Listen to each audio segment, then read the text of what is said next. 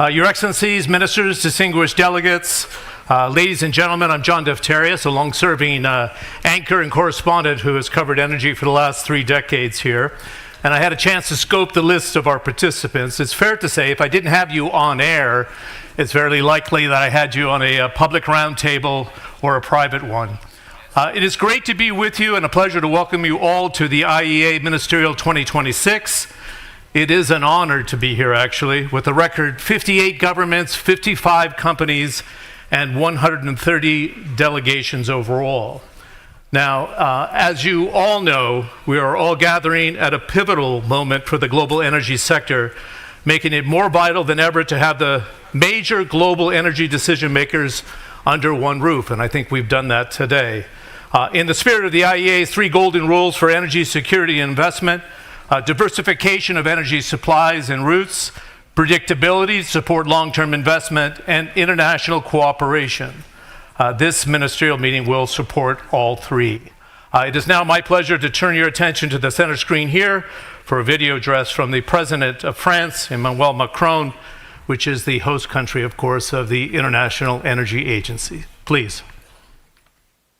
Monsieur le Directeur Général de l'IEA, cher Fatih, Monsieur le Secrétaire Général, Mr. Secretary General of the OECD, dear Matthias, Mesdames et Messieurs les Ministers, ladies and gentlemen, in your respective qualities, dear friends, I am very pleased to know that you are gathered here in Paris for this ministerial meeting of the International Energy Agency. This agency was born more than 50 years ago after the first oil shock from a desire to work toward our common future and to cooperate for our energy security.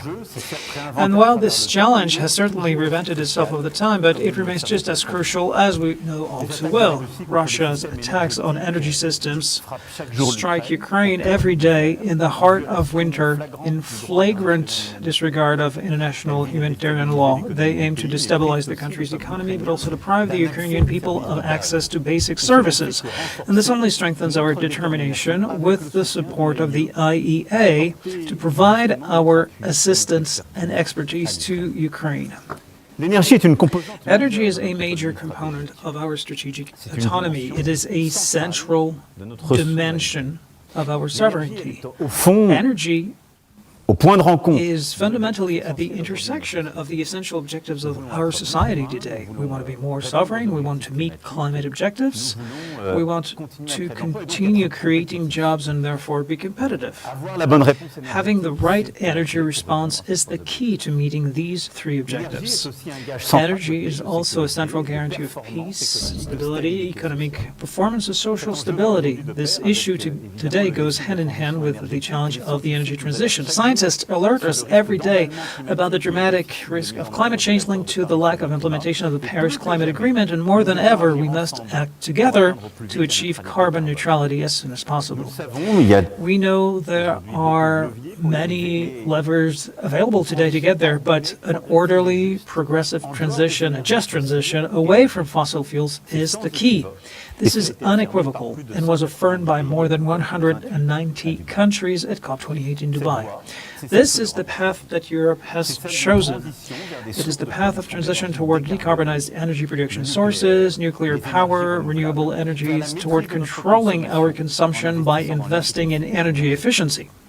This path of a strong Europe that reduces its dependence on fossil fuels, which are too dominant in our energy mix and which, let's be honest, are a vulnerability today as they were yesterday. This is also France's choice through the Belfort strategy announced in February of 2022. This is an irreversible choice of a Europe that is already a champion of this new green economy. A Europe where nearly a third of our economy is based on climate neutrality technologies, which undoubtedly will be the dominant model of the 21st century. We are getting ahead with our companies, our industries. It is a policy that strengthens our competitiveness. France, as I was saying, participates in this effort. We have an energy tradition, a nuclear strength that is an asset in this period.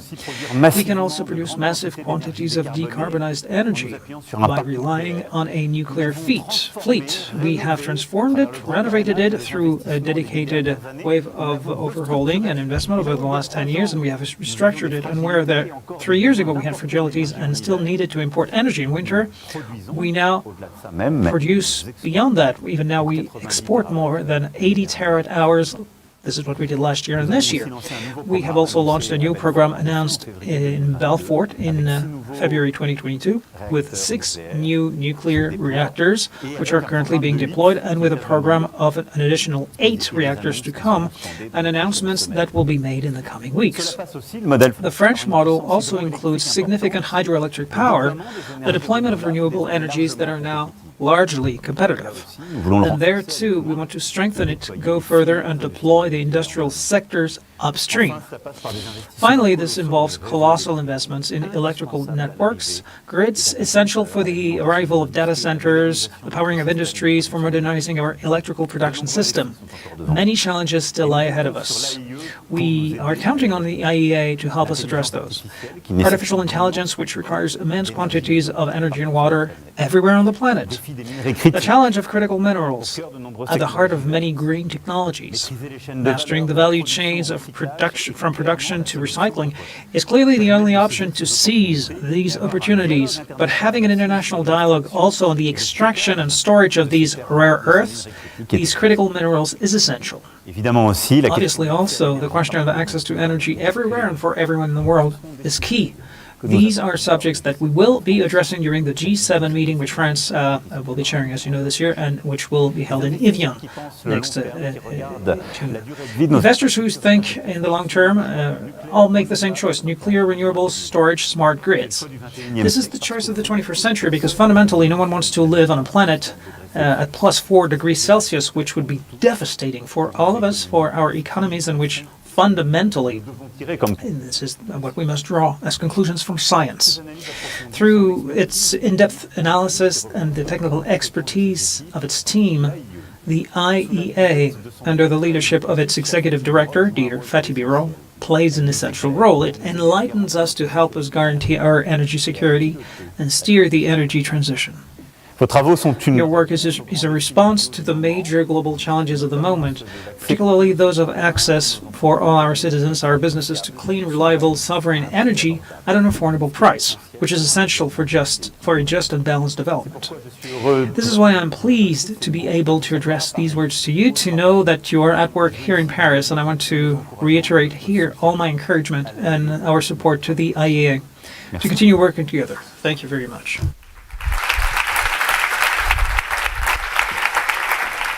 It's great to hear from President Macron on the energy transition and some of the challenges we've seen in the last 4 years.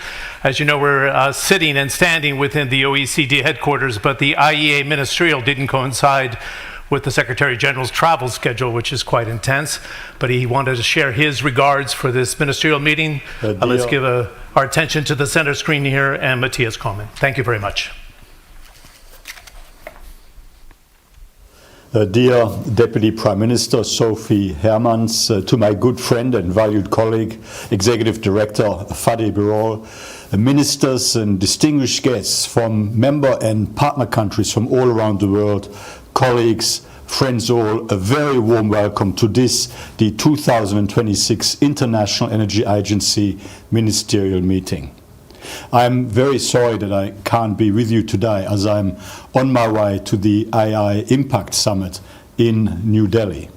Your discussions over these next 2 days are an important opportunity to hear and consider the implications of the IEA's latest analysis, to exchange views and to deepen cooperation on energy policy. Expanding our energy supply, ensuring it is reliable, affordable and sustainable, is essential for tackling many of the most pressing challenges of our time, to foster economic development and improving living standards in countries around the world, to enabling innovation and the widespread adoption of artificial intelligence with all of its many and exciting benefits, electrifying our transport infrastructure to enhance energy security, meet climate goals and to cut pollution. Drawing on the immense potential of renewable energy technologies, the costs of which continue to decline, and to boost the resilience of our economies and communities to energy market shocks. In this, the OECD and the IEA are close partners. On encouraging well-functioning global energy markets and a level playing field for renewable energy, our inventory of support measures for fossil fuels helps governments compare current levels of support with other jurisdictions and energy sources. And drawing on this and other data and evidence, we also identify opportunities to adopt pro-competitive, cost-effective alternatives to market-distorting subsidies, which risk locking in specific fossil fuel technologies.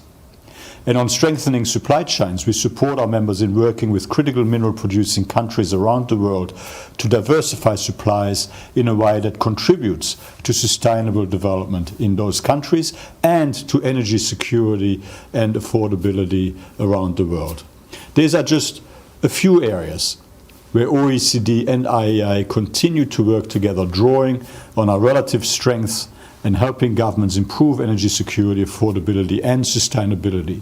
My very best wishes for a successful and productive ministerial meeting. Thank you.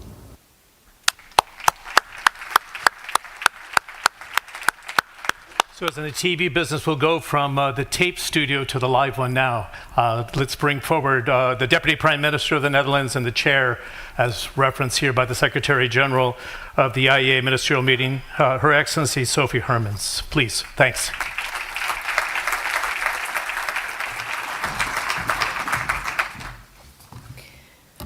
Your Excellencies, distinguished guests, ladies and gentlemen. It's my honor and privilege to work with you on global energy security. And we just came out of the high-level dialogue on the future of Ukraine's energy security. And I think it emphasized again that it is needed and crucial to work together, to work closely together on global energy security. Because as some of my colleagues said in the session, Ukraine's energy security is our energy security. And from all the participants today, there's one who I would like to thank explicitly for his presence. And His Excellency, Mr. Denis Shmyhal, Minister of Energy of the Ukraine. Your Excellency, we are deeply honored you are here with us today.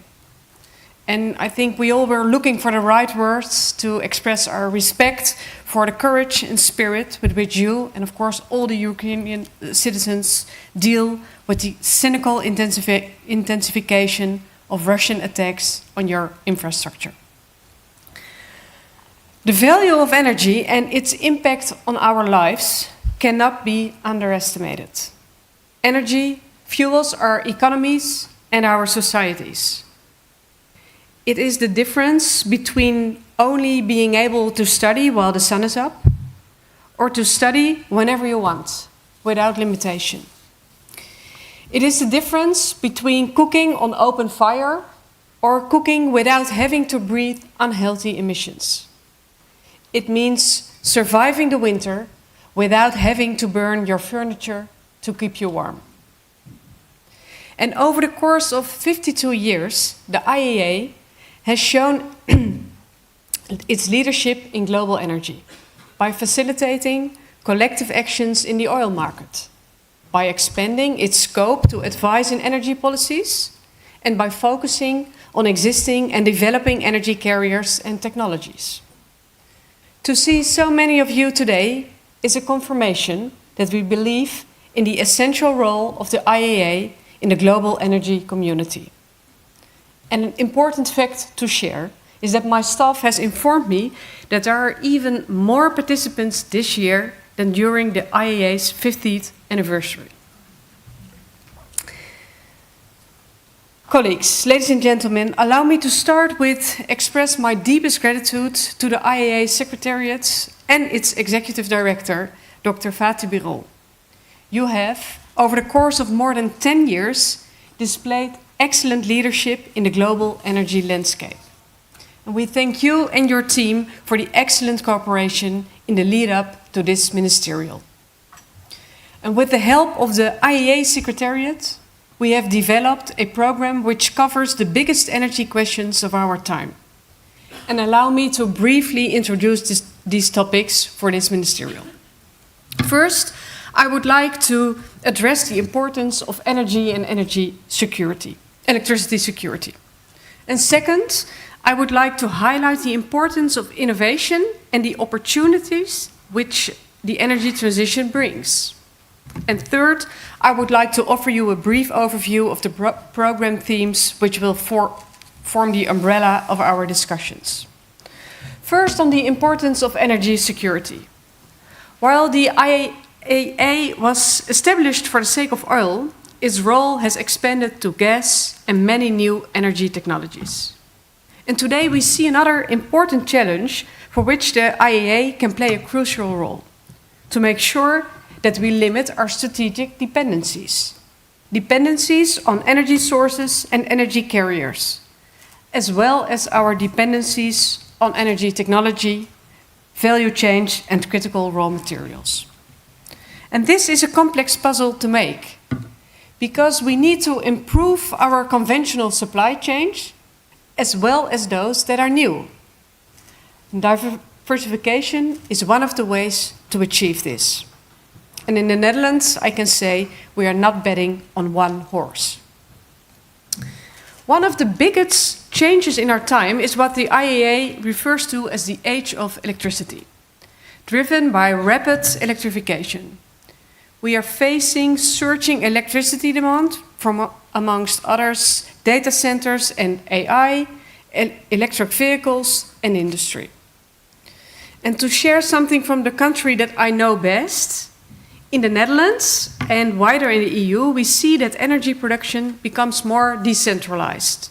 And in addition, we see a large shift in electrification on the consumer side. In the Netherlands, this combination has led to severe grid congestion problems. Currently, it has become virtually impossible to acquire a new grid connection for either production or consumption in a decent amount of time. And it means that our energy system needs to be more flexible.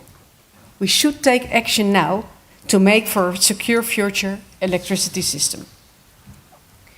Innovation is another important element. Without innovation, the way we use energy would be very different than it is today. We also need innovation to achieve global energy security. For a decade, my country has been a proud participant to the Mission Innovation and Clean Energy Ministerial, to meet fellow governments and industries and to stimulate collaboration between public and private stakeholders. And this morning I had the honor to open the third IEA Energy Innovation Forum here in Paris.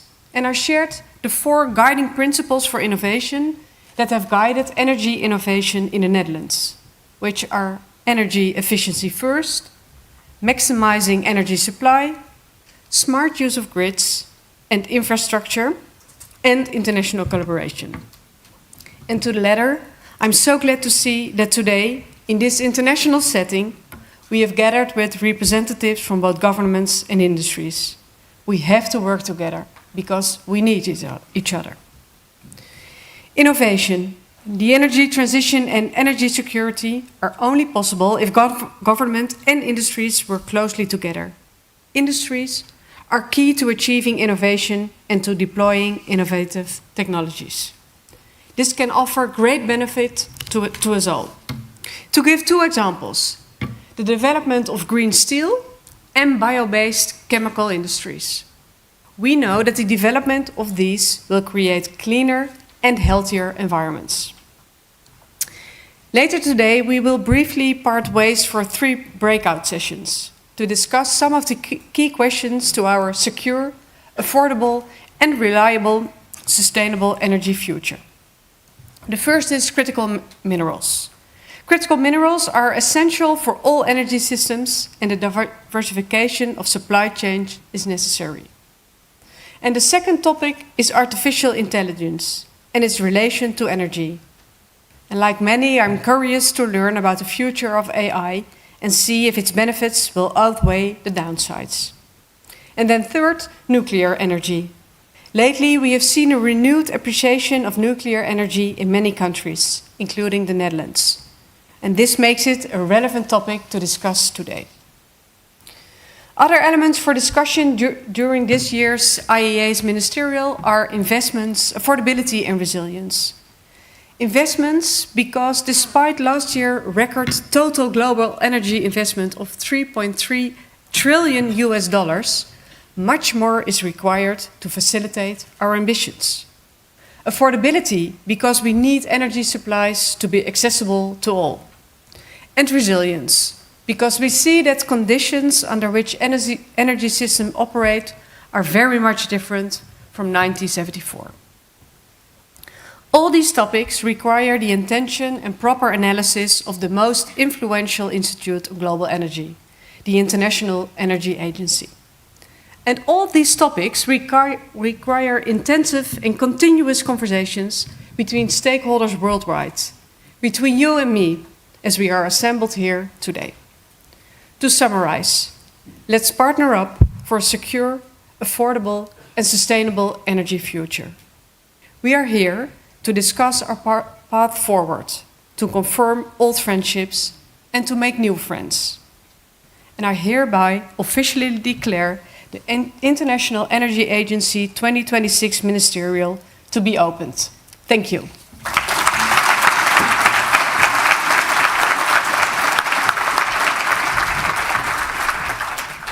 Thanks very much. That was an incredible landscaping. When you said we don't map energy very well, prior to the Russia-Ukraine conflict, there was a huge debate of like, why do we build that over-dependency? And it sounds like your job just got a little bit more complex, right? It's not just the analysis of the market, it's mapping the market as well. Let's welcome in his third term as Executive Director, Dr. Fatih Birol to the stage. Thanks very much.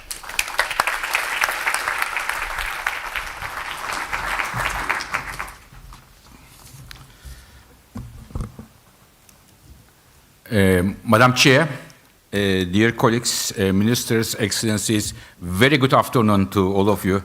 It's a great pleasure and honor for me to be with you here and welcome you to the IEA's 2026 ministerial meeting. Many thanks to President Macron for his warm words, and he is, of course, the host country of the International Energy Agency and also the Secretary General Corman. Madam Deputy Prime Minister, may I thank you very much for your leadership, for several times talking with us, with my colleagues, and many thanks also to your colleagues, Michel and the others, for bringing all of us here together. Thank you very much for your efforts. Thank you very much, Madam Deputy Prime Minister.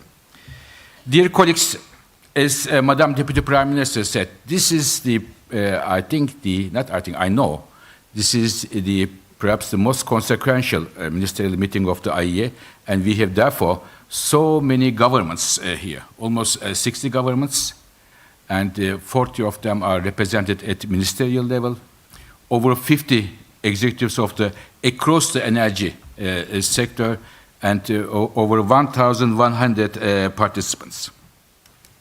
When I look at this, and look at a bit the world, and considering some of the information I am going to share with you, I think I can easily say that IEA is at the center of the energy universe today. Dear colleagues, our world is going through difficult times. Geopolitics, unfortunately so, dominate the decisions on the energy sector.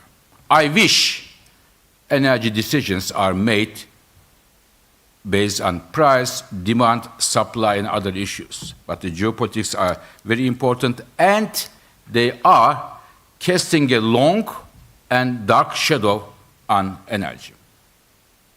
I wish energy was only a part of the economy today. And in this context, the international organizations are around the world facing major challenges.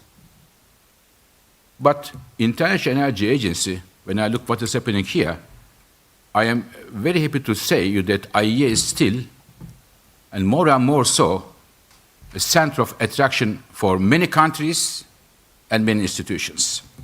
So in that respect, I wanted to share with you that during this ministerial, we are going to welcome 4 countries. The first one is, I want to start with Colombia.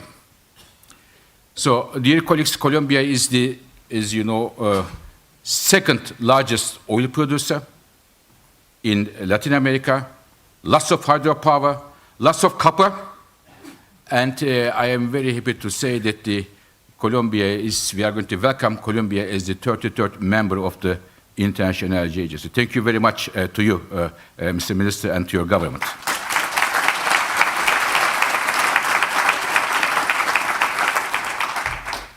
Second, dear colleagues, Brazil. Brazil is a key energy player in Latin America and in the world, 10th largest oil producer. Oil, gas, bioenergy, nuclear power, a major country.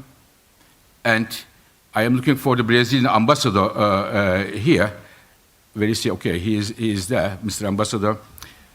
So Brazil has requested to be a full member of the IEA, and our member countries decided unanimously to welcome Brazil to start the accession process. Congratulations to Brazil and to you, Mr. Ambassador.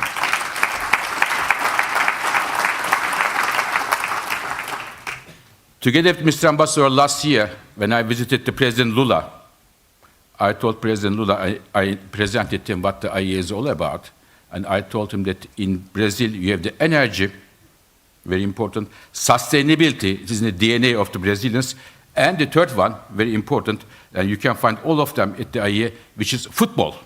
Brazil is the football champion, so you have the energy, sustainability of football, and welcome to the IEA, Brazil. The third country I wanted to mention, another giant in Asia.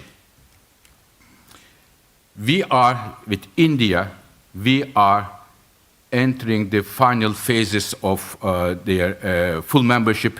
Thank you very much, Mr. Secretary, to you, Dr. Jay Shankar, and also to your other colleagues. Thank you very much, India.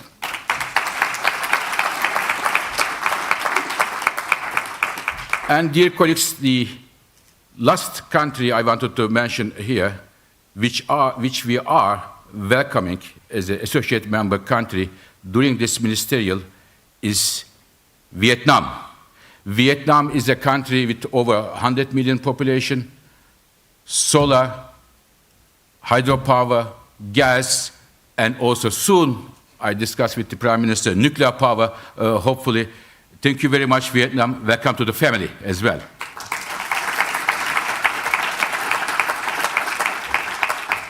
So, dear colleagues, we are so happy that we are seeing the fruits of a strategy we have put in place some 10 years ago. What was that strategy? 10 years ago, our membership was confined to 2 countries in North America, many European countries, Japan, Korea, Australia, and New Zealand. And we said it is time to engage with the emerging world and the rest of the world. And today, I think we achieved a lot. If I can give you a number, when we started 10 years ago to engage with other countries, the share of IEA countries in the global energy use was 38%, and today it reached over 80%. And this is a success of all of our member countries' support, and success of course, my colleagues at the IEA. In addition to the countries, there are many institutions that are, I believe, attracted to the IEA's work. I want to mention 2 of them. Madam Deputy Prime Minister mentioned one of them is the Mission Innovation. This is an international organization bringing 22 countries together with the aim of accelerating research and development around the world. And it consists of countries, of the mainly IEA family countries, but also countries like Saudi Arabia, Emirates, and the Mission Innovation Board decided to have the Mission Innovation Secretariat hosted now at the International Energy Agency. This is also very good news for us and to bring everything together. And the final point is the following. Many of you know that the IEA is pioneering the clean cooking around the world, and also especially in Africa nowadays, after the great achievements of India with the Ujjwala program. And while we work on the analysis, policy recommendations, and the others, there is an institution, international organization called Clean Cooking Alliance. And the Clean Cooking Alliance board has decided the Clean Cooking Alliance to be hosted in the IEA, to merge with the IEA, which will help us to facilitate our policies on the ground. And I am thankful to also especially here, Netherlands and Norway, to push this agenda very strongly forward. And in talking about the clean cooking, I am also very happy to tell you that, dear colleagues, this year we are going to host the second largest summit in Nairobi, in Kenya, hosted by Kenya with the President Ruto. Thank you very much, Mr. Minister, being with us today. Having the Norwegian Prime Minister Storia co-chairing. Thank you very much, Mr. Minister. And also many thanks to Secretary Chris Wright agreeing to co-chair this meeting in Nairobi. And with four of us will chair a major meeting in Nairobi to have more commitments from countries for addressing the clean cooking issue. And talking about Secretary Wright, as I mentioned a few hours ago in a round table on clean cooking, when you ask the people, secretaries, ministers, can I invite you to this meeting? Do you want to chair this thing? They say, rightly so. I have to check my agenda. I have to ask my advisor. Secretary Wright was so patient that he immediately accepted this, my suggestion. Thank you very much, Mr. Secretary, for your passion on this. Thank you. Dear colleagues, all these things show that the IEA, again, is at the center of energy universe, with countries coming to IEA, institutions coming to IEA. Why it is happening? I personally believe, because of the IEA's credibility. We are, and our main value, I should say, we are a data-driven organization. Data is our everything.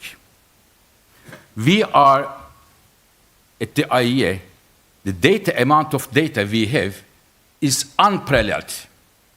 Nobody, but nobody, has the depth of data we have. We have data from the critical minerals, all the mines, refining, processing around the world. We are following, tracking over 600 technologies. We have the situation of the oil and gas fields, field by field around the world, and we know what kind of power plants are built in the world. We have all the data. I think this is our strength. And this strength brings also the credibility of the IEA across the world. And based on this data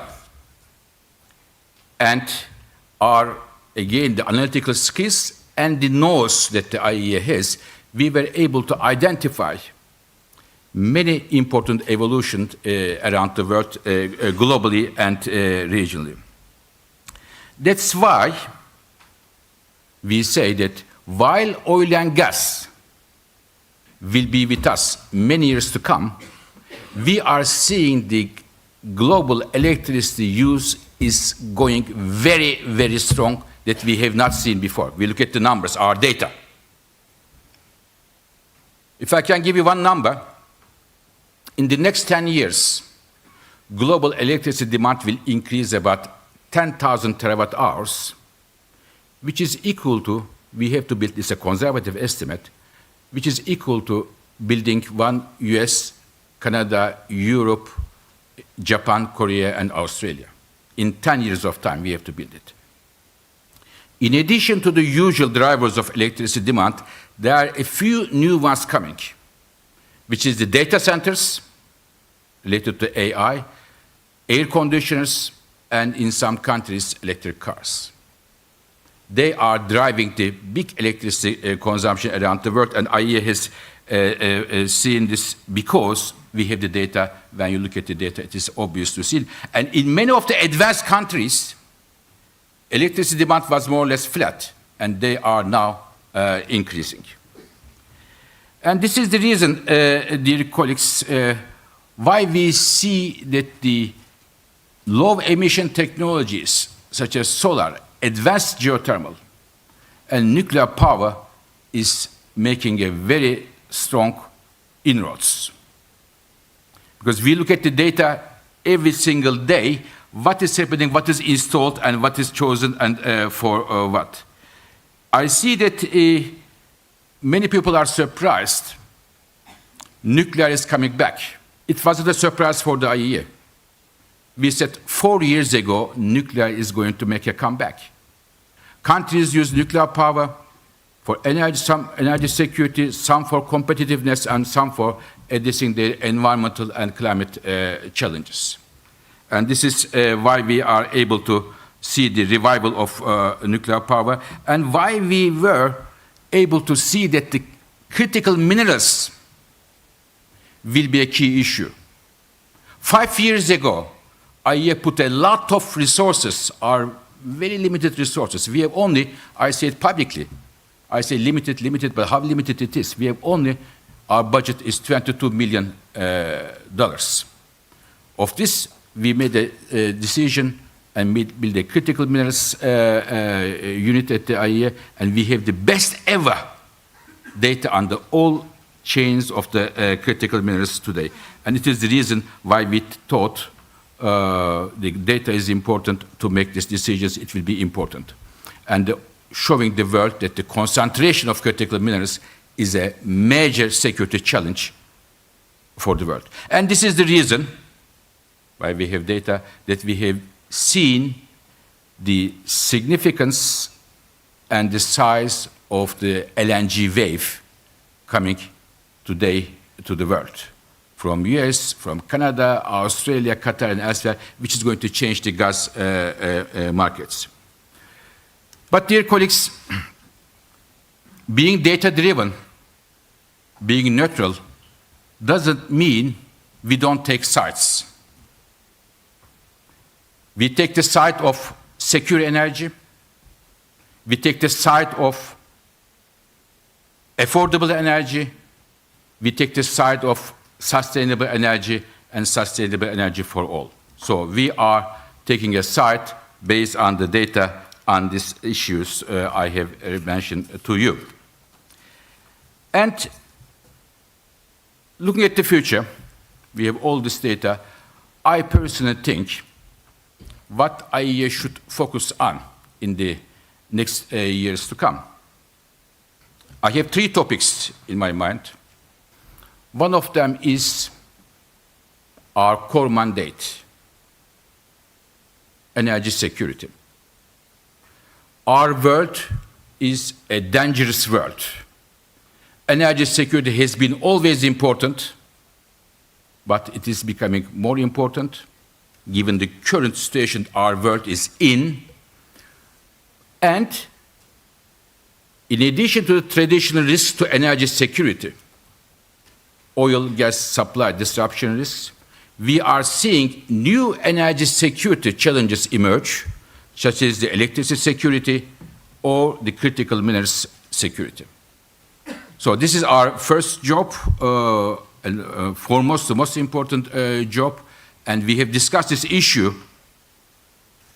energy security globally and the challenges, the very first Future of Energy Security Summit we organized together with the UK government. Thank you very much, Mr. Secretary, for jointly organizing this event. So this is the first challenge we are seeing for the IEA, first area that we have to look. The second one is the uptake of the new technologies, new and clean technologies, which is ranging from solar to wind, from wind to advanced geothermal, from there to hydropower, from hydropower to nuclear energy.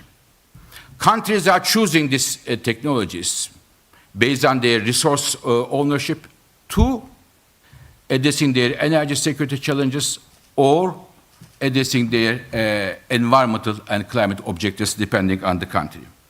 So this is the second area I think IEA should focus on. Third area I think IEA should look into is the affordability of energy.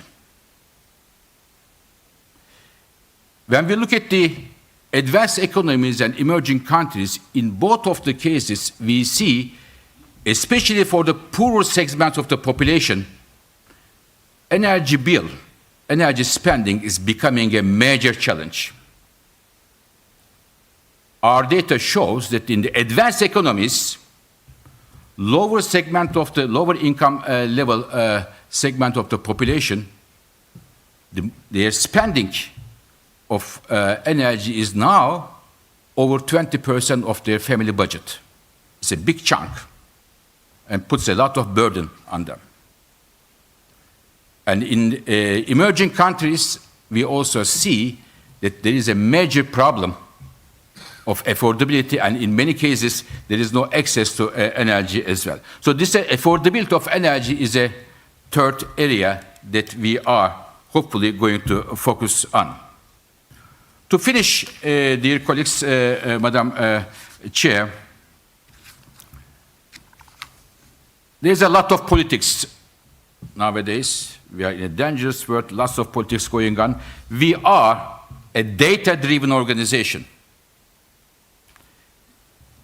And we are a non-political organization. We want to be away of this politics. But we are, I can tell you, we are determined, very determined, to lead the global energy journey towards the betterment of the humanity, the entire humanity. Thank you very much for your attention. Thank you.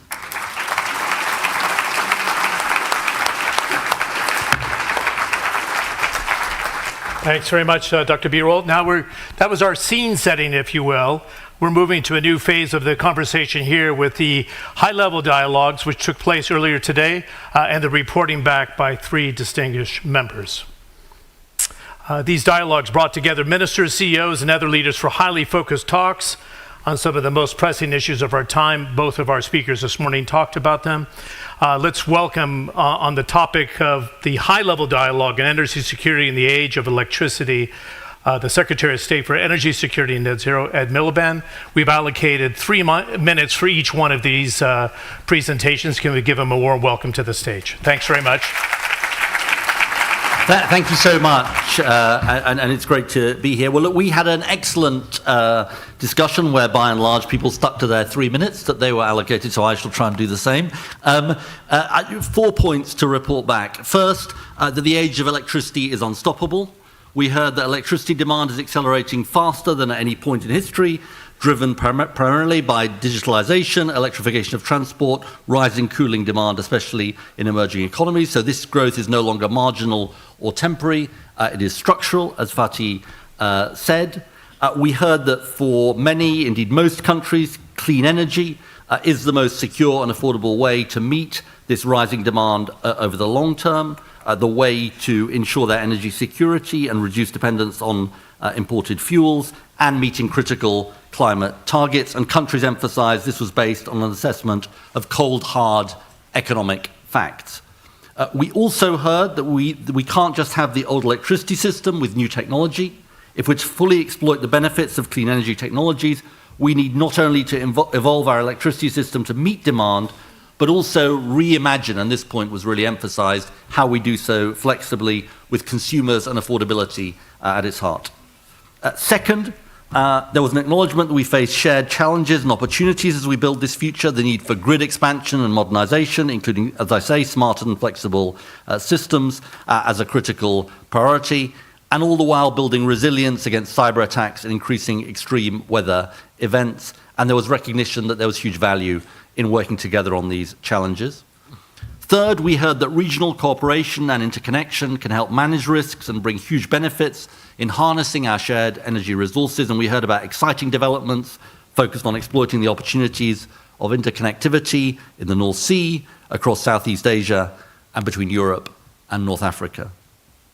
Finally, all participants, Fatih, in particular, I say this to you, underline the incredibly important role the IEA plays on these issues, which are vital to our collective energy security. I know, Fatih, from my long friendship with you, that you exist to serve your members, that is your motivation. You treat all members equally and fairly, and I think you are widely respected for that, and I think it's a great sign of vote of confidence that people are wanting to join the IEA with you welcoming 4 new members today. So we encourage the IEA to continue and deepen this work, and I'm sure I speak for the people who contributed to this panel on the basis of the facts, the evidence, and the science, because that helps us all. I'm also delighted, if I can end by saying this, to announce today that the UK intends to continue to support the IEA's Clean Energy Transition Programme with a further contribution of £12 million. This support will enable this successful programme to continue its important work with our partners to accelerate national energy transitions, including helping countries exploit the opportunities to strengthen energy security through the energy transition. So that is the report back from the excellent session we had. Thank you.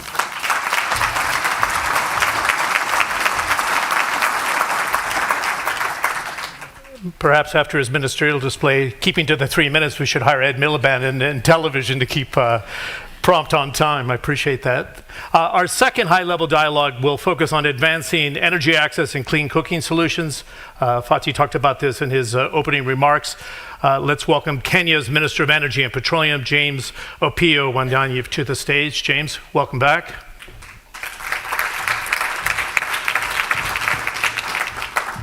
Excellencies, distinguished participants, this is a report back on the high-level dialogue on clean cooking. Participants early today, of course, warmly welcomed Dr. Fatih Birol and IEA's leadership on energy access and clean cooking, as well as the leadership of the co-chairs of the upcoming summit on clean cooking in Nairobi. There was an appreciation for the way the 2024 Summit on Clean Cooking has helped elevate this issue and bring it to the global stage. Participants acknowledged the tangible progress made since the last summit, and many countries and organizations highlighted new programs, initiatives, delivered financing, and projects already underway. At the same time, participants took a close look at what still needs to be done. There was a strong emphasis on the need to use the Nairobi Summit as a key milestone, a moment to raise new financial and policy commitments and to announce concrete investments in infrastructure and clean cooking projects. And this was seen as a key to mobilizing the US $2 billion each year that the IEA analysis shows is needed to close the clean cooking gap in Africa by 2040. It was observed that solutions must be pragmatic, affordable, and workable in the African context in order to deliver immediate benefits to Africans in terms of health, time savings, and the environment. There was also an emphasis on an all fuels and technologies approach, including LPG, as well as electricity and different forms of modern bioenergy. Countries that have made significant progress shared their experiences, highlighting what has worked and what pitfalls to avoid. There was broad agreement on the need for deeper private sector engagement, and participants also emphasized the importance of policy frameworks that de-risk market entry for new actors, provide stable and consistent signals for long-term investment, ensure strong regulatory environments, and protect consumers, and support households and public institutions in affording modern cooking solutions. There's also an observation about the role of carbon credits to provide affordable solutions and also secure financing. The introduction of the Clean Cooking Alliance into the IEA framework was welcomed, and in transitioning into the IEA will allow interested countries to join the new version of the initiative. And finally, distinguished guests, on behalf of my president, Dr. William Ruto of Kenya, we are looking forward to working closely with the co-chairs of that summit. That is Prime Minister Jonas Støre of Norway, the U.S. Secretary of Energy, Honorable Chris Wright, and the IEA's Executive Director, Dr. Fatih Birol, for the Nairobi Summit. And we welcome all of you on the 9th and 10th of July for this very important summit. Thank you very much. That is the format.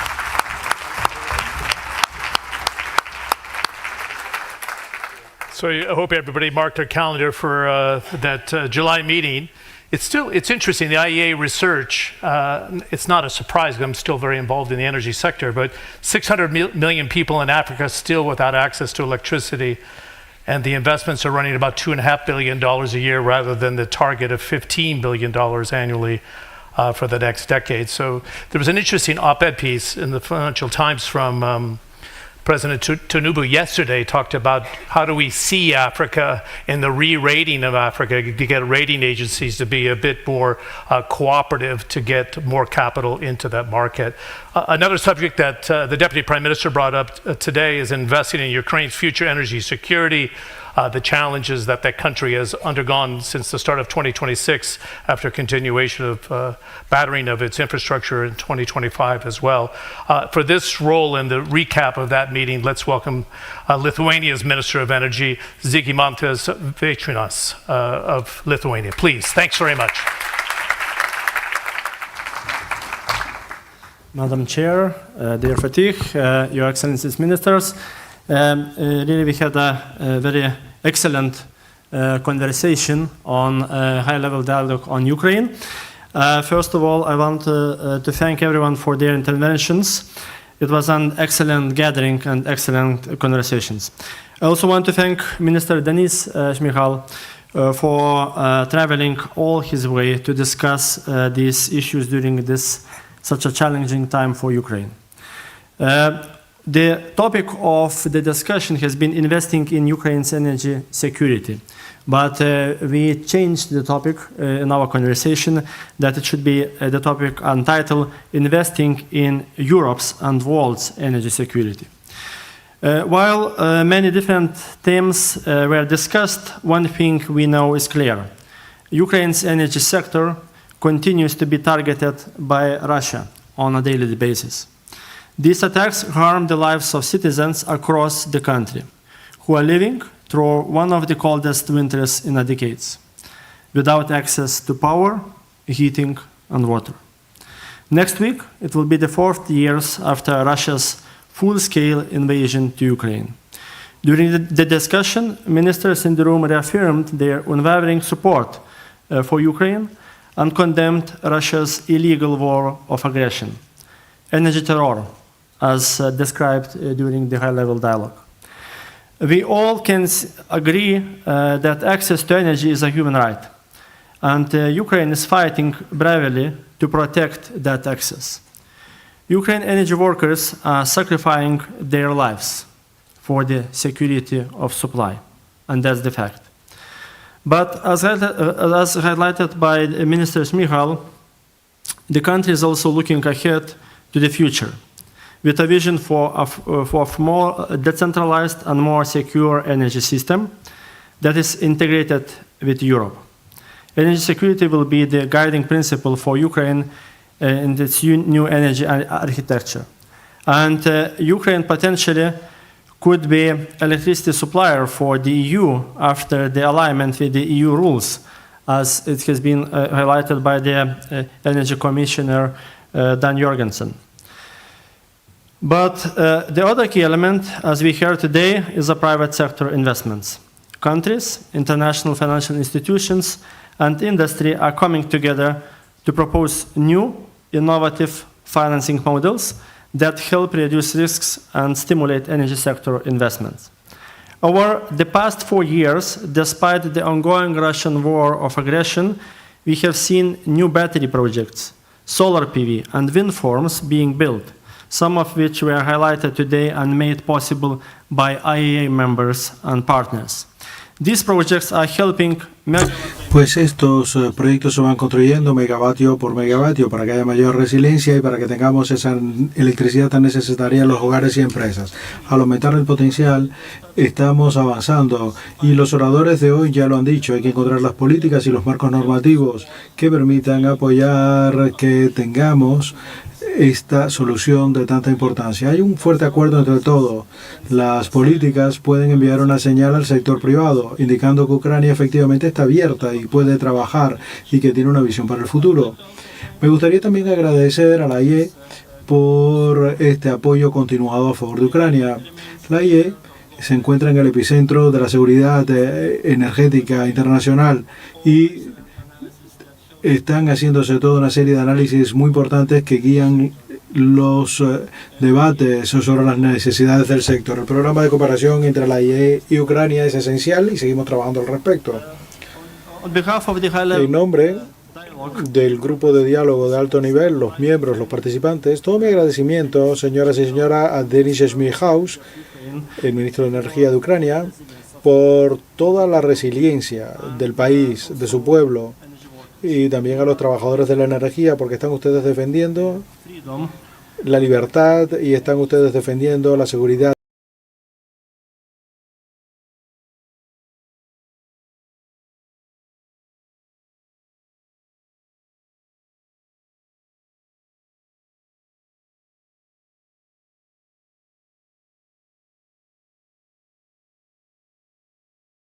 Concluye el segmento publicado en línea antes de que pasemos a la sesión siguiente. A continuación, agradecemos a todos los que lo han estado siguiendo en línea por el interés.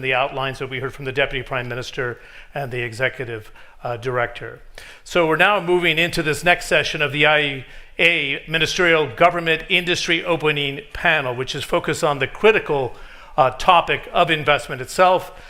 In this session, we'll hear from the very distinguished group of ministers.